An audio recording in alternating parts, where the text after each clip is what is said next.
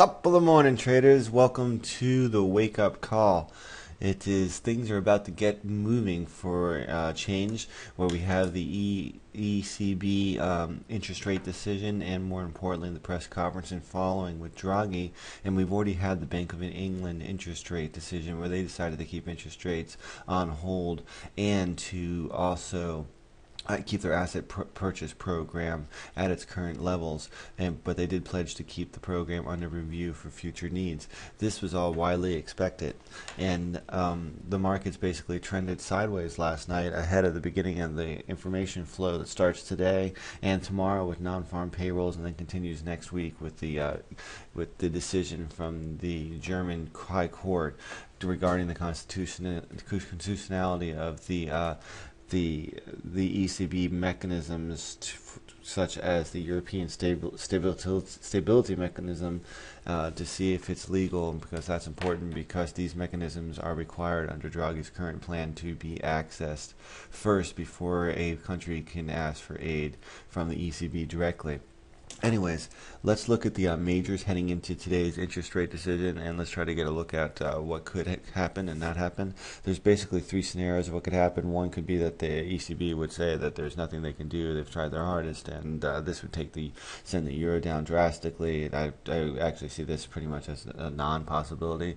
The second possibility is that they will come out and announce some sort of plan, maybe lower interest rates, and but say they're waiting for the German High Court to decide on the constitutionality of the plan, and this could maybe initially cause a pop in the euro, but then we could see a drift back down, probably towards the 124.80 area, maybe even down to the 124.30 area, before we get a rebound back higher in ahead of non-farm payroll and all the information that's coming out next week, starting next Wednesday.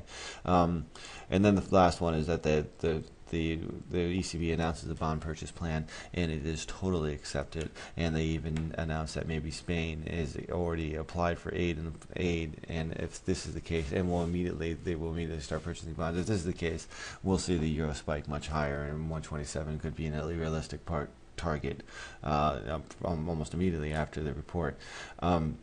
Let's go into what we have going on. The first is the Euro USD. I had a short trade from the Euro USD yesterday from about 126.01.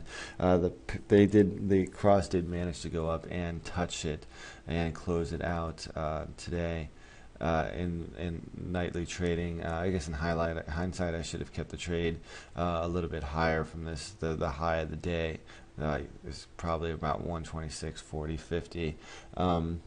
It was a small trade, so I was just looking for a breakdown into the beginning in Asian trading, with people positioning before the news came out. And it looks like that the cross has managed to move above this trend line, at least in the short term. What we're expecting today is, like I said, if we get the news that basically first with interest rates at 7.45, if they have lower interest rate, we could get a short-term pop higher, even though a 25-point interest rate reduction is already basically baked into the cake. But it could pop higher, and we could see maybe even a break of these highs. But I wouldn't expect much momentum ahead of the press conference. Depending on what is mentioned at the press conference, we could get a move all the way. Like I said, we could get a move down to the 124.80, 124.30 area over the next trading day, or maybe even intraday today, if there is a plan announced, but it won't be implemented until next week. We'll be back in wait and see mode, and we could get a pop much higher if a solid plan is pointed out. Now we want to look at another pair that we'll be trading with this news, is the Euro JPY, because it's going to move in a purification with the JPY as its cross. As we can see, this cross has been moving in a narrow range between basically 99 and 97.80. It's testing the top of the range, just like its brother pair, the yen cross. If we get a pop above this level, the Euro USD cross, if we get a pop above this level after the news with positive reviews, we could be on our way up to the 101 level in the short term. But it's also going to be based on the news. If we could get a pop with the interest rates expectations, but then a rather slow move back down lower if we put on a wait and see mode until the German High Court, and we could see a move back down to the 97.80 level ahead of the non-farm payroll report. Now, if we want to look at the rest of the majors quickly, let's see the Great Britain USD. As we can see, the 50 fib has held the pair in check at 159.04. Bank of England minutes came in line. We could see the based on the news, just the same, we could see a push up towards the 159.80 level, 160.05 level.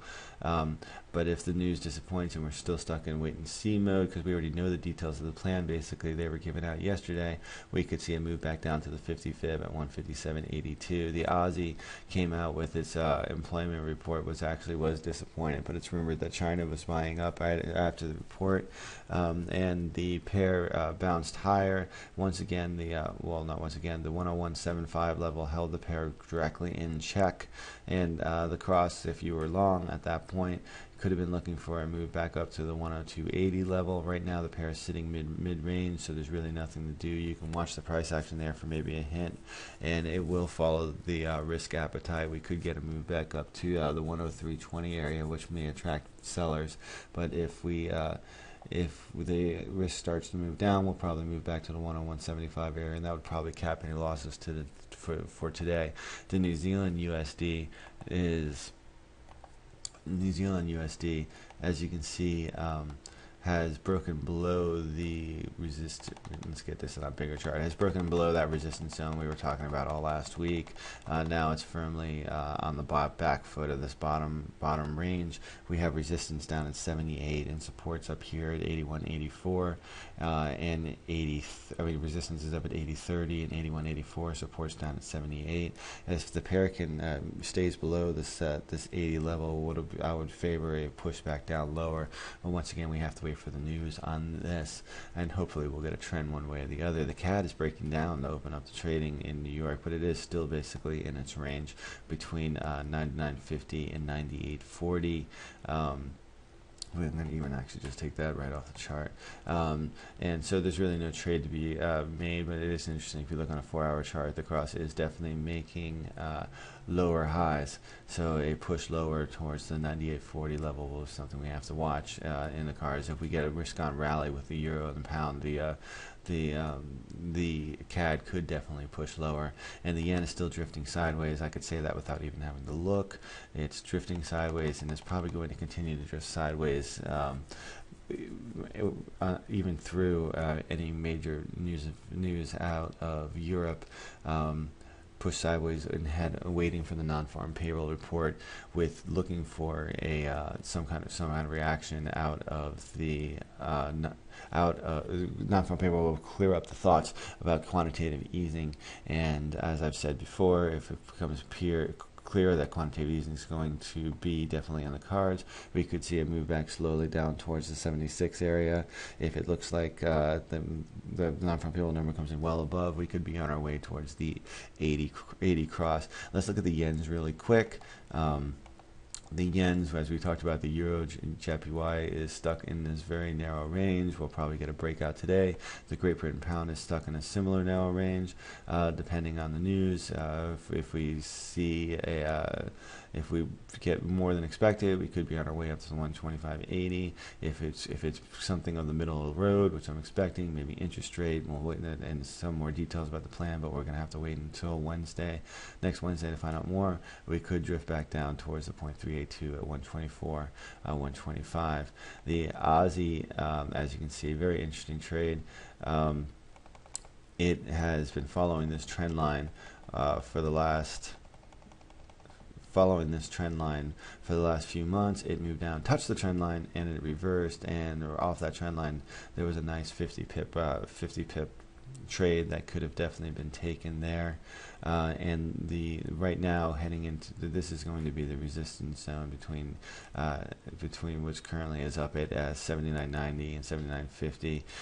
This if pair moves down to this level, could find buyers looking for a push up to 81.50, 81.20. Depending on the news today, we could get a push higher or lower. If we do get a push below 79.50, there's a lot of hot air, a lot of free air right down there, and we could easily get a quick push down towards the 77.50. New Zealand yen Same thing, it moved down and touched a major resistance here at 62.25, and now it's bounced back higher. And we could see it move up to 62.90 or 62.25. And the last one we're looking at is the CAD, just because it's in this very rare range. It's 79.80 and 79. We're looking for a breakout of the range. So basically, there's not too much to add. We're looking for breakouts of the range. Everything's going to hinge on this news coming out of the ECB today. The trade that I had in the euro was stopped out, and it was kind of disappointing because, similar to the New Zealand trade last week, it was just bad stop placement on my, well, not bad, but the stops were basically touched to like to the tip, and pairs did reverse, and it did reverse. So sometimes that's how it works out. And we could have breakouts and trends today. Definitely keep a lookout on the Twitter feed, and let's make some pips.